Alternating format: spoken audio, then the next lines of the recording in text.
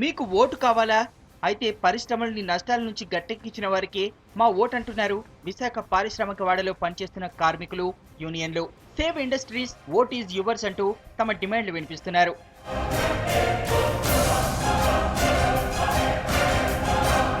విశాఖ నగరంలో అనేక ప్రభుత్వ రంగ పరిశ్రమలున్నాయి.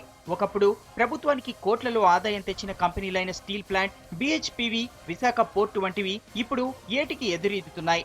స్టీల్ ప్లాంట్ కంపెనీలో ఓవైపు విస్తరణ పనులు చేస్తూనే మరోవైపు ప్రైవేటీకరణ వైపు అడుగులు వేస్తోంది కేంద్రం.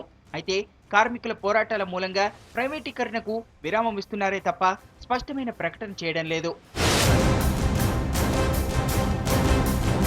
విశాఖ పోర్టుది సేమ్ సీన్. ఇప్పటికే ఇక్కడి ఒక్కో బెర్తుని ప్రైవేట్ కంపెనీలకు అప్పగిస్తూ పోర్టు యాజమాన్యం పావులు కదుపుతోంది. గత 10 ఏళ్లుగా చూసుకుంటే ఇక్కడ పోర్టులో చాలా భాగం ప్రైవేటీకరణ జరిగిపోయింది. ఇవేగాక BHPVని బేల్లో విలీనం చేసేందుకు కొన్ని పనులు జరిగినా అది పూర్తి కాలేదు. ఇక జింక్ పరిశ్రమల విషయానికి వస్తే ఉన్న యూనిట్లలో కొన్ని ఎప్పుడో మూతపడ్డాయి. దీంతో ఈ కంపెనీల్లో పనిచేస్తున్న వేలాది మంది కార్మికులు రోడ్డున పడ్డారు. గతంలో NDA ప్రభుత్వం వల్ల కానీ ఇప్పుడు UPA ప్రభుత్వం కానీ ఏంటంటే మేజర్ పోర్టులు నిర్వీర్యం చేసే చర్యలు తీసుకున్నాయి. ప్రధానంగా ఏంటంటే పోర్టులు ప్రైవేట్ పరం చేద్దామనే ఒక ప్రధానమైన అంశం.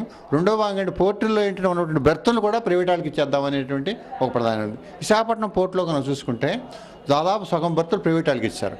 మొన్న జనరల్ కార్గో బెర్త్ అని అది వేదాంత వాడికి ఇచ్చారన్నమాట. తర్వాత ఏంటంటే ఇవాళ ఈ మధ్య ఓవర్ హ్యాండింగ్ ప్లాంట్ని SR కంపెనీకి ఇవ్వడానికి వాళ్ళు నిర్ణయం తీసుకున్నారు. అట్లాగే ఏంటంటే పోర్టు ఎంప్లాయ్మెంట్ చూసినా కానీ గతంలో ఏంటంటే దాదాపు 18,000 మంది ఉండేవాళ్ళు ఒక 15 ఏళ్ల క్రితం. ఇవాళ చూసుకుంటే ఏంటంటే అంతా కలిపి 4,200 మంది ఉన్నారు విశాఖపట్నం పోర్టులో. అట్లా ఆ రకంగా. అలాగే అంటే వీళ్ళు ఏం చేస్తారంటే వేకెంట్ పోస్టులు ఫిలప్ చేయట్లేదు, ప్రమోషన్ ఇవ్వట్లేదు. ఇట్లా ఏంటంటే ఎంప్లాయ్మెంట్ ఆపర్చునిటీ అనేది పోతుంది జనానికి. ఎన్నికల టైంలో పరిశ్రమల అభివృద్ధికి అది చేస్తాం ఇది చేస్తామని గొప్పలు చెప్పే పార్టీలు అధికారంలోకి రాగానే వాటి సంగతే మర్చిపోతున్నారని కార్మికులు ఆరోపిస్తున్నారు. ఈసారి ఓట్లకు వచ్చే నేతలు ముందుగా అసలు పరిశ్రమల అభివృద్ధికి ఎలాంటి చర్యలు తీసుకుంటారో చెప్పాలని కార్మికులు డిమాండ్ చేస్తున్నారు. ఈ రోజు నాకు అక్కర్లేదని చెప్పేసి దాని లాభాలు వస్తున్నా కూడా మూసేసినటువంటి చరిత్ర మనం విశాఖపట్నంలోనే స్వయంగా చూస్తూ ఉన్నాం. కానీ ఈరోజు విశాఖ స్టీల్ ప్లాంట్ని ఎండగట్టి సొంత గనులు ఇవ్వకుండా కావాలని దీన్ని బలహీనం చేసేటువంటి ప్రయత్నం జరుగుతుంది. ఇది దారుణమైన విషయం. అందువల్ల స్టీల్ ప్లాంట్కి సొంత గనులు కేటాయించాలనేటువంటిది ఈరోజు అన్ని రాజకీయ పార్టీలు దీని మీద ఎవడు అధికారంలోకి వచ్చిన ఈ విషయం మీద వాడు వాగ్దానం చేయాలా, దాన్ని అమలు చేయాలా, మళ్ళీ అవసరమైతే దాన్ని పోరాడైనా సాధించుకోవడానికి ప్రజానీకం సిద్ధం కావాలనేటువంటి మేము మనం.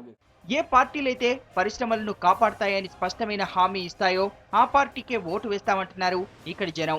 ఈ రాజకీయ నాయకులు వచ్చి ఏదో పదవిలోకి వచ్చి ఏ పార్టీ అధికారంలోకి వచ్చినా అది కాంగ్రెస్ అవనివ్వండి, BJP అవనివ్వండి, లోక్సత్తా అవనివ్వండి, వీళ్ళందరూ కూడా మాటల కబుర్లు మరాఠీల కబుర్లు చెప్తున్నారు తప్ప నిజంగా సాధించేది ఏముండదు. ప్రజలు కార్మికులు ఐక్యమే ఈ ప్రైవేటీకరణ కానీ మొత్తం ఈ ప్రపంచీకరణ కానీ ఎదుర్కోకపోతే భవిష్యత్తులో మొత్తం ప్రైవేట్ రంగ పరిశ్రమ వస్తుంది. కోట్ల ఆదాయం తీసుకొస్తామనే కళ్ళబొల్లి మాటలు కట్టిపెట్టి పరిశ్రమలను కాపాడే మేనిఫెస్టోలను విడుదల చేయాలని పారిశ్రామిక వాడలోని జనం కోరుతున్నారు.